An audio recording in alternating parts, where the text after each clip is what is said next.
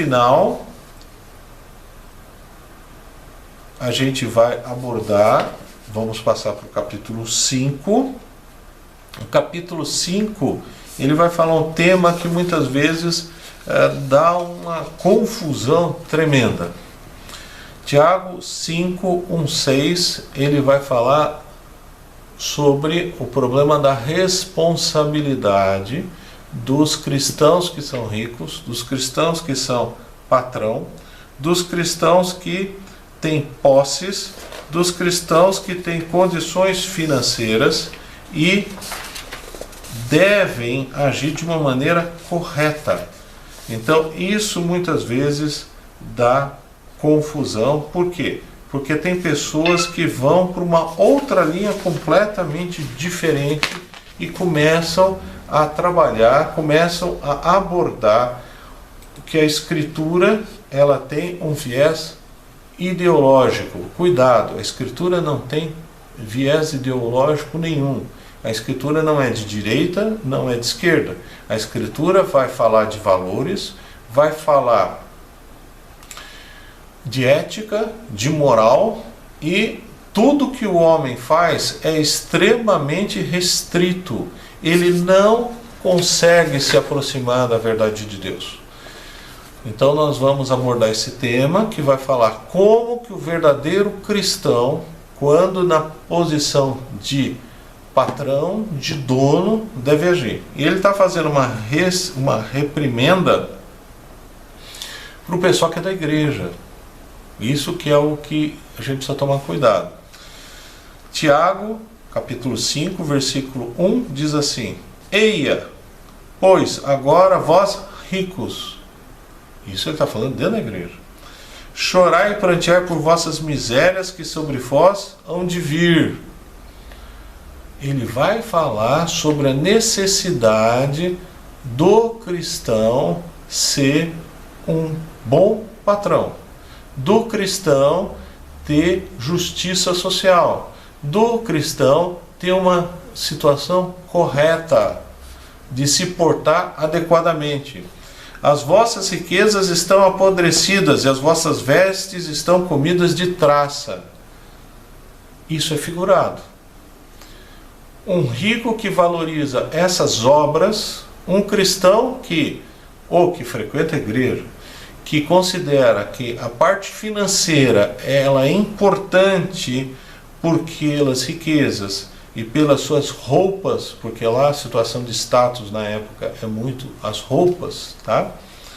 Hoje a gente tem roupa para todo mundo, na época não tinha, quem tinha duas roupas já era classe média. Nessa situação ele está fazendo uma crítica, porque as riquezas não são essas as importantes.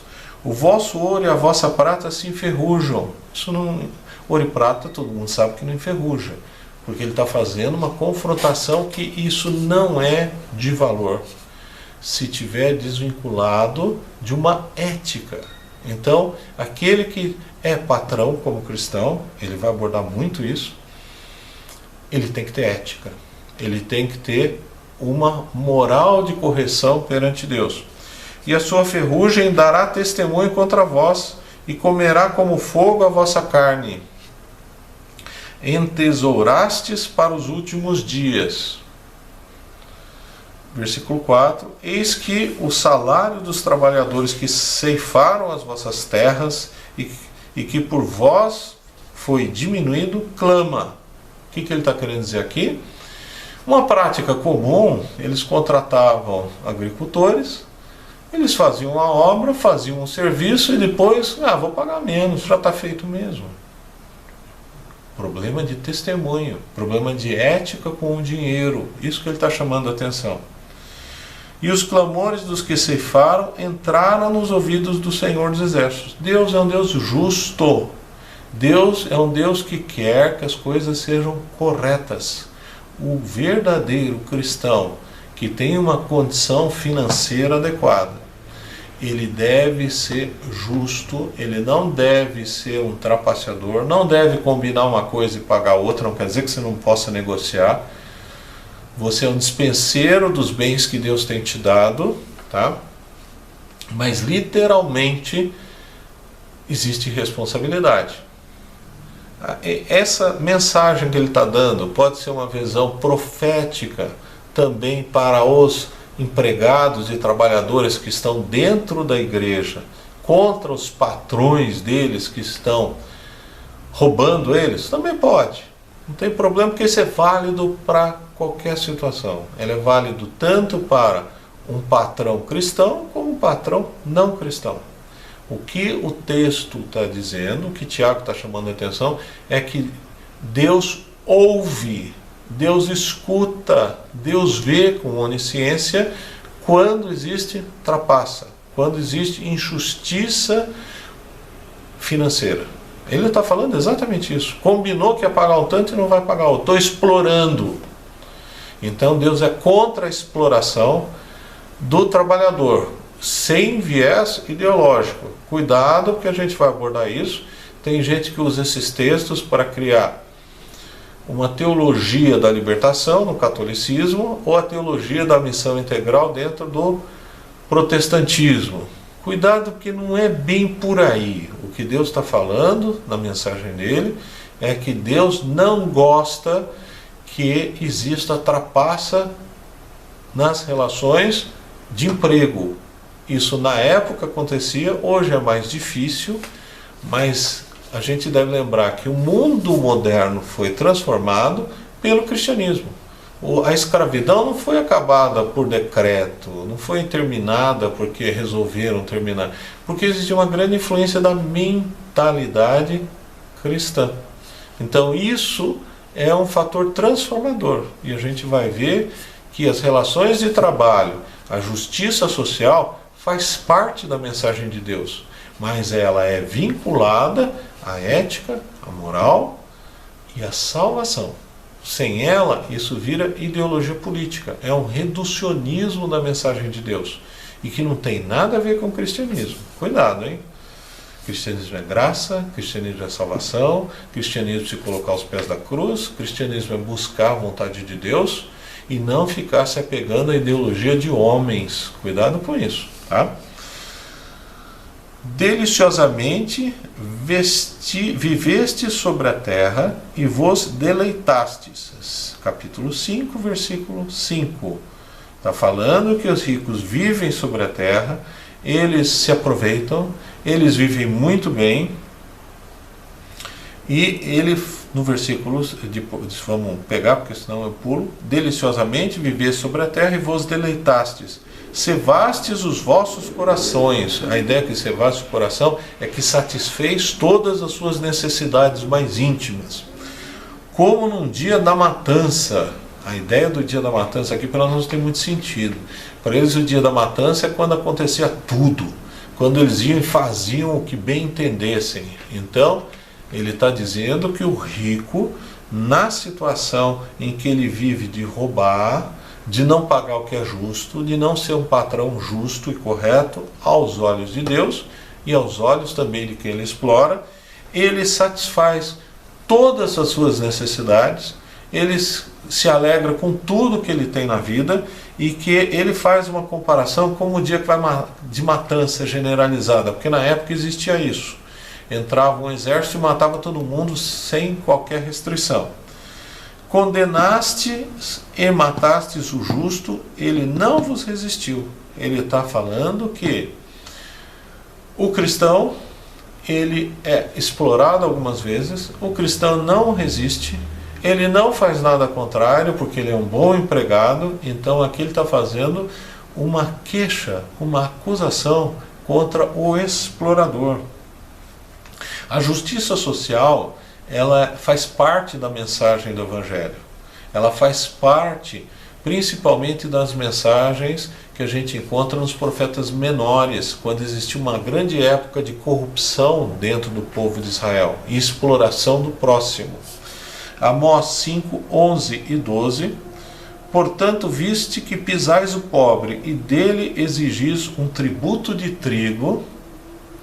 Você aperta o pobre, era uma economia rural, agrícola, e ele tirava um percentual de trigo de quem não tinha nada, isso por ganância.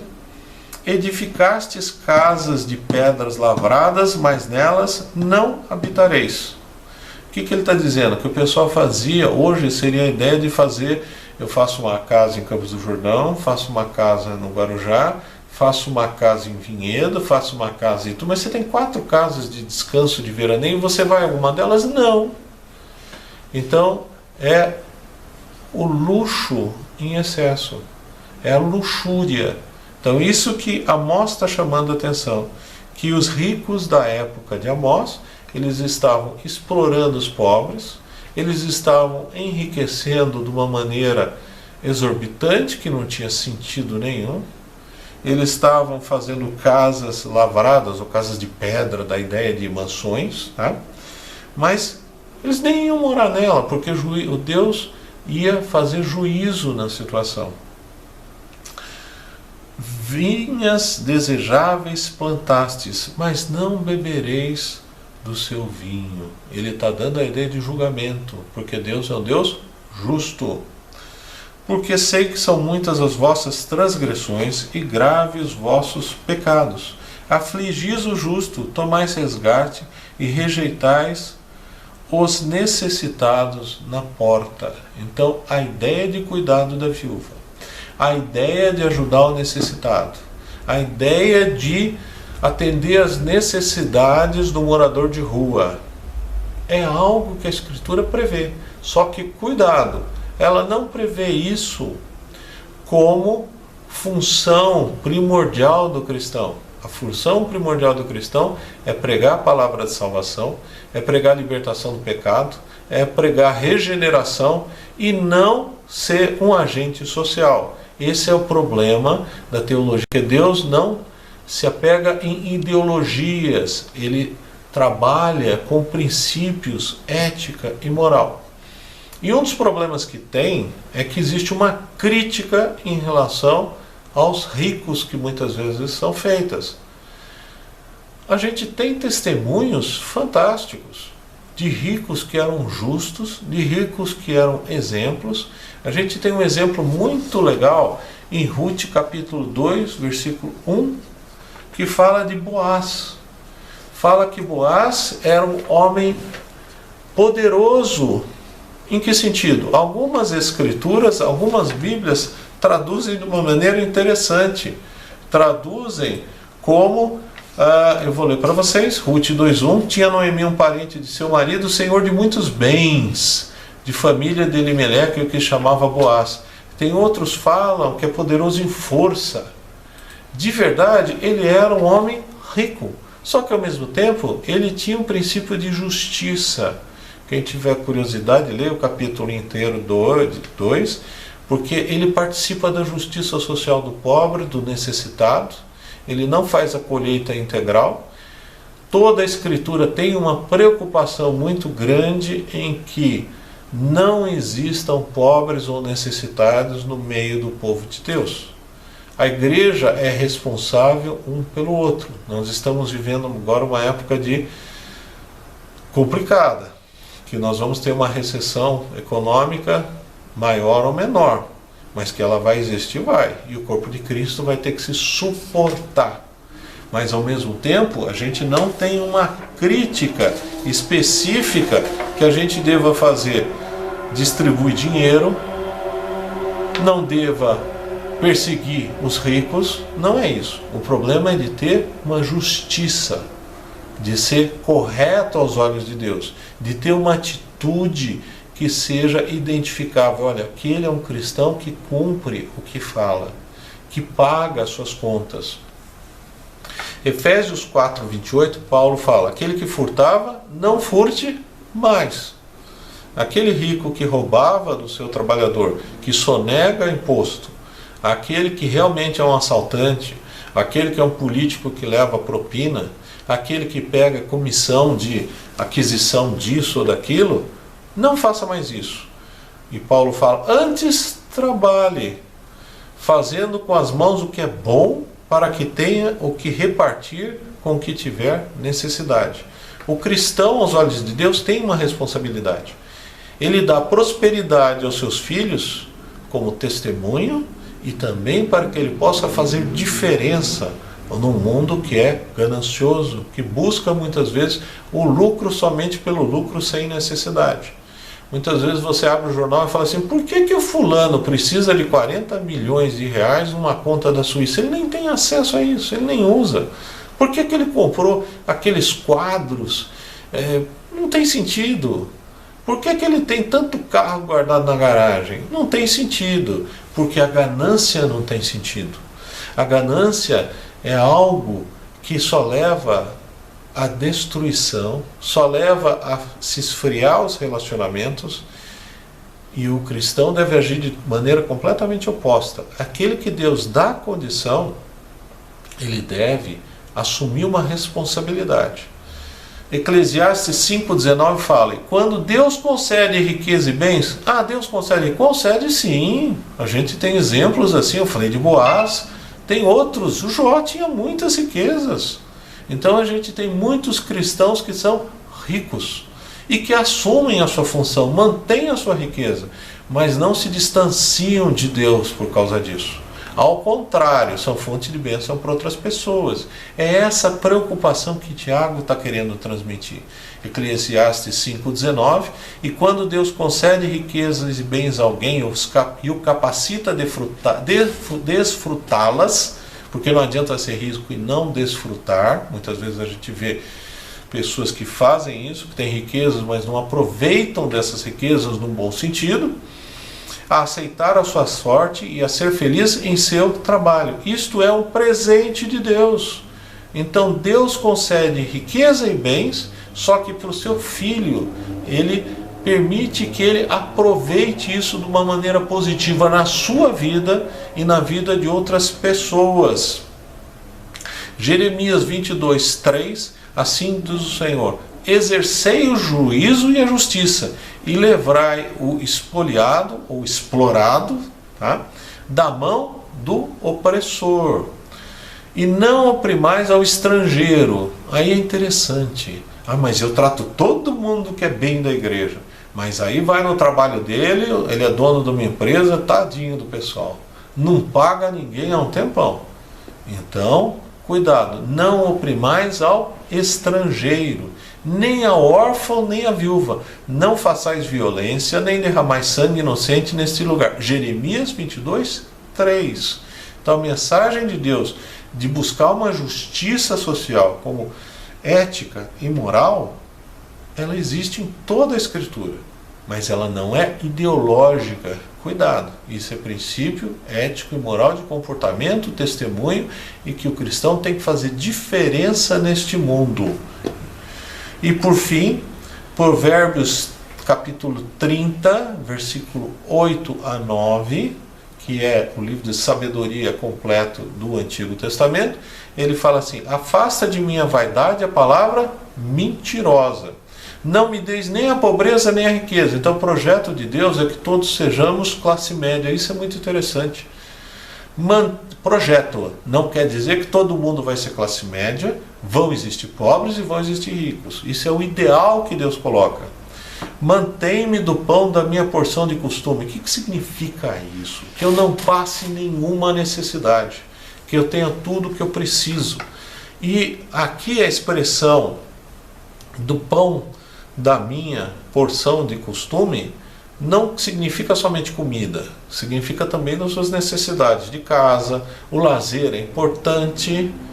Deus descansou, Deus criou um dia de descanso, então essas coisas fazem parte. Não é só a comida. Deus supre todas as suas necessidades de saúde, de bens materiais. E aí ele continua em Provérbios 30, de 8 a 9, para que ventura, estando farto, não te negue e venha dizer quem é o Senhor. Isso é uma coisa séria.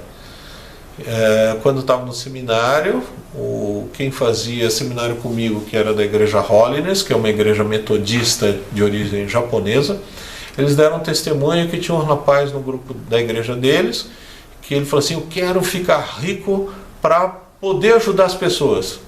Todo mundo falou assim, glória. Aí ele foi na frente, etc. e ele montou uma loja de material de construção. E aí ele começou a ganhar dinheiro. Aí ele abriu a segunda, abriu a terceira, ele participava com dízimo, participava com missionário, só que aí teve um problema. Aí ele construiu uma casa em Campos do Jordão. Depois ele construiu uma casa na praia. Aí um fim de semana ele ia para a praia, outro fim de semana ele ia para Campos do Jordão. Depois ele começou a viajar por aí. Nada disso é errado. Deve fazer isso. Só que aí ele parou de ir na igreja. Ele colocou em segundo lugar Deus. E depois ninguém nunca mais ouviu falar dele. Então esse versículo fala: afasta de mim a vaidade, a palavra mentirosa. Mas o que nos interessa especificamente: não me des nem a pobreza nem a riqueza. Mantém-me do pão da minha porção de costume, para que, porventura, estando farto, ou seja, rico, não tenha eu riqueza, ele pede como meta, porque a riqueza é perigosa, não te negue e venha dizer quem é o Senhor. Então existem cristãos, infelizmente, que começaram a ouvir o Evangelho e que abandonam a igreja, porque não tem mais necessidade de Deus na vida deles, eles resolvem tudo. Aquela história que dinheiro não traz felicidade, manda buscar, é um problema extremamente sério, porque ele não precisa de Deus para nenhuma solução, ele acha que ele é autossuficiente. Esse é o grande problema do orgulho, e corrompe a vida da pessoa. E também ele fala da pobreza: ou empobrecendo, não venha a roubar, e tome o nome de Deus em vão. Então esse é um problema também. Então o projeto de Deus é que a gente seja classe média, que a gente tenha todas as nossas necessidades satisfeitas. Isso é muito interessante, que a gente vê na prática os países que tiveram forte influência cristã na sua formação, como a Suíça. A Suíça, você vê uma distribuição bem legal. Você vê ricos? A Suíça está cheia de ricos. Mas você não vê uma pobreza, você não vê um disparate como existe muitas vezes em alguns outros países. E lembrando, Deus não tem ideologia, Deus tem valores. A Igreja Batista, como um dos propósitos, ela não se mete em política, mas não quer dizer que ela não tome posições. O que se faz que é contra a ética e moral de Deus, a gente tem que tomar um posicionamento. Mas não deve tomar ideologias, porque as ideologias são humanas. E nós temos a palavra de Deus para nos guiar. Então, graça e paz para vocês. Nós vamos continuar depois o estudo do Tiago, capítulo 5. A gente foi até o versículo 6. Infelizmente, a gente não tem um contato de uma escola bíblica dominical para tirar dúvidas. Mas se alguém quiser fazer alguma pergunta, ficou em dúvida de algo, mande um e-mail, mande um WhatsApp, que a gente procura responder especificamente. A gente não deve ter dúvidas não esclarecidas sobre a Escritura. A finalidade da Escritura é ajudar na nossa construção ética e moral e na sabedoria dos que já são salvos. Dos que não são salvos, ela é a fonte da revelação de Jesus Cristo como Senhor e Salvador. Ela é quem nos dá orientação e guia em tempos difíceis. Graça e paz, irmãos.